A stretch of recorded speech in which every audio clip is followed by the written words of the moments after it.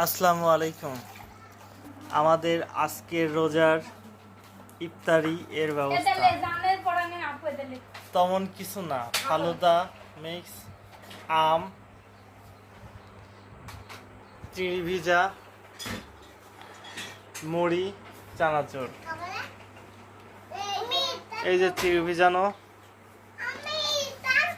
ফালুদা মিক্সের জন্য কেটে রাখা আপেল, কলা, আম, আঙ্গুর, এইগুলা ফালুদা মিক্সের জেলি, ফালুদা মিক্সের দুধ জাল দেওয়া অংশ, মিক্সার,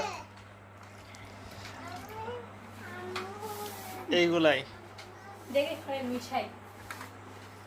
সবাই আমাদের জন্য দোয়া করবেন, সবাই ভালো থাকবেন।